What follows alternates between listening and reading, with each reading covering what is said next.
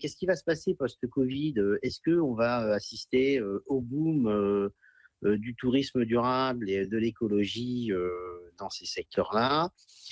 Pour être tout à fait transparent avec vous, sachez que je suis un écologiste très engagé, moi à titre personnel, je ne parle pas de l'écologie politique, je suis un écologiste engagé, je suis convaincu que c'est une matrice indispensable de notre avenir.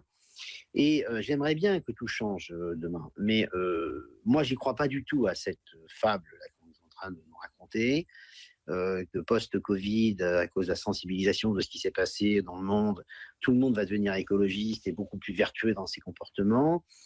Je pense que ça sera le cas dans 4-5 ans, mais ça sera le cas dans l'ensemble des sociétés, je dirais, françaises, européennes et mondiales, parce que la prise de conscience, elle augmente, ça c'est certain. Et dans tous les partis et dans toutes les couches, etc. Les gens commencent à comprendre que le réchauffement climatique, la biodiversité et l'artificialisation des sols, c'est quelque chose de pas du tout gadget. Mais je pense qu'à court terme, la frénésie de revoyager, de repartir en vacances, de refonctionner sera très, très, très forte et que donc, en conséquence, à court terme, il n'y aura pas beaucoup de changements. À moyen terme, oui, mais pas forcément à court terme.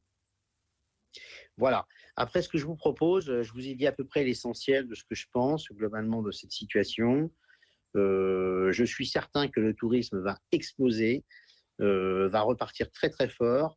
Je ne partage pas l'avis de Patrick quand il disait que les Autrichiens et les Allemands vont bouder les stations de ski parce qu'ils n'auront plus l'habitude de venir. Moi, je crois exactement le contraire. Je pense que rien ne va changer, qu'ils vont revenir très très fort et tous très très vite à Paris, en Île-de-France et sur toute la France.